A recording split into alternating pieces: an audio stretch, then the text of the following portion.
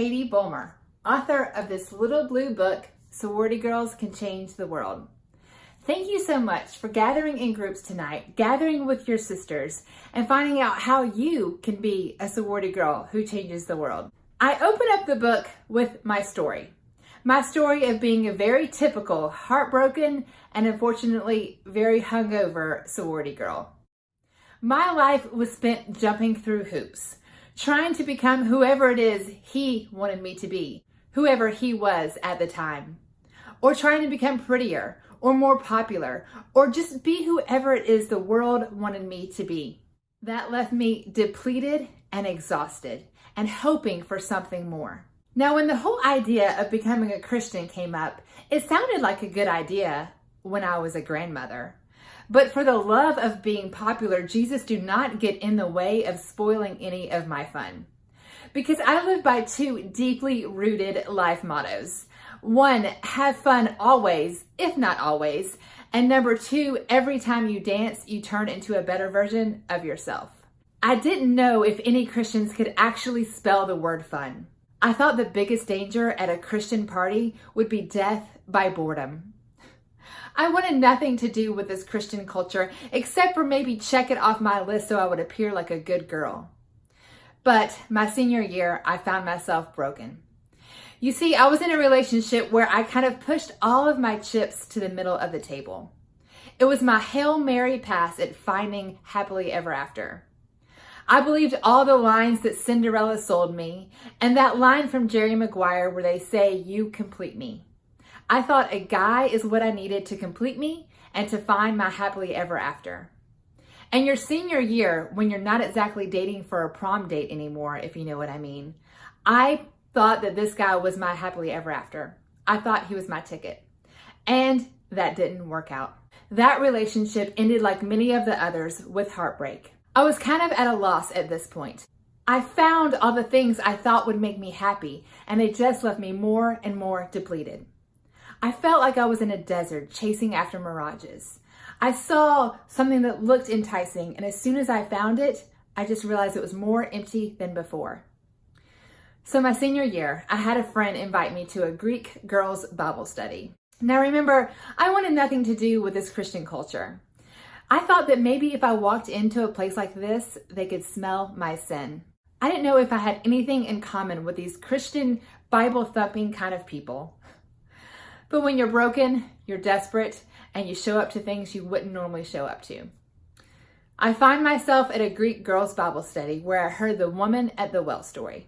The woman at the well is a story found in John chapter 4. It is actually the longest recorded conversation with Jesus in Scripture. Now think about it. Jesus spoke with religious leaders. He spoke with kings. He spoke with his disciples. He spoke with his mama. But the longest recorded conversation in Scripture was with a heartbroken girl. That conversation spoke to me as much as it did the woman at the well over 2,000 years ago. He met the woman who was depleted herself, who was trying so hard to become whoever it is her guy wanted her to be. She was married 5 times, which means she was brokenhearted at least 5 times. She was living with a guy she wasn't married to. She was trying to find happily ever after. She was trying to be completed, and she kept coming up empty, just like me in those mirages. Jesus met her there, and he said, "I came to give you eternal water, so you will never thirst again." That verse, that line stood out for me from my Bible. It was like a tall glass of water in a desert of social temptation. I knew there was something to it, but honestly, I didn't fully understand it. I went back to my apartment that night and I prayed a very unfancy, but very genuine prayer. It went something like this: God, I don't know what eternal water is, but if it exists, I want a keg of it. From there on out, my life took an upside down margarita of a totally different kind. The guy at the bar that was sloppy drunk was 100 times less attractive. The guys that I met that were sharpening themselves and honoring women become much more intriguing. If you would have asked me just a few months ago, I would have told you there wasn't anyone who saved themselves from marriage. There wasn't any men who protected their eyes from pornography. There wasn't any women who had a high standards of dating that they didn't compromise for the guy who was cute on a Friday night. But what I found is I was traveling south on the highway. And just as you know, when you're traveling one direction, you hardly notice the cars that are going the other direction. When my life flipped upside down and I started surrounding myself with people at a campus ministry and in church, I found that there were people like that there were incredible friendships, that there were cute guys who actually, yes, could spell the word fun, and yes, could chase the Lord as well. Funny story, during this transition, I wanted to go to a campus ministry, but I didn't even know where to start. The very first time I tried to show up at a church in college, I went to the wrong church on the wrong day. I could find all the bars blindfolded, but when I came to find a church, I couldn't find it anywhere. The next day, I showed up at the right church at the right place. I went to a ministry called Crew, and that's where I surrounded myself with these people that are sharpening each other and living this totally different lifestyle that I was very, very intrigued by. That is the gist of my story and led me to who I am today. Led me to marry who I married. Led me to almost 15 years of college ministry and serving a younger me. You guys are my heartbeat.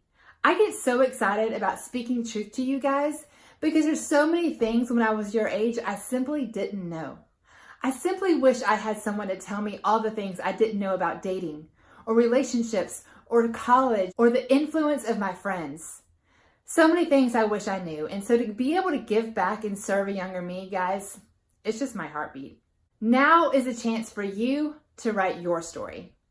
Most of you guys watching this are between the ages of 18 and 22 years old, meaning your story is very much still being written. All of us have a story that is still being written, but yours especially has so many chapters yet to be written. But the exciting part is the pen is in your hands. In your groups tonight, I'd like for you to do a little exercise.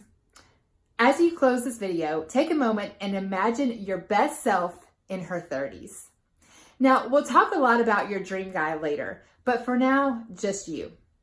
What is your dream life in your 30s? Are you killing it in your career? Are you a stay-at-home mom? Do you want kids? Do you have 1 million kids? Where do you live? What fires you up? What are your hobbies? Where do you volunteer? All of these things, think about the incredible person that you can be when you grow up. One of the incredible ironies in life is in your 20s, you make some incredible, pivotal life decisions. Meaning in your 20s, a lot of times you decide who you're going to marry, the job you're going to take, where you move after graduation. Yet it's so ironic because your frontal lobe isn't even fully developed, which means you don't fully understand long-term consequences. So what I'm asking you to do in this exercise is to think long-term. It's to get outside the here and now and see what is your best life. Andy Stanley has a famous quote in his incredible book, The Principle of the Path. The quote is that direction determines your destination.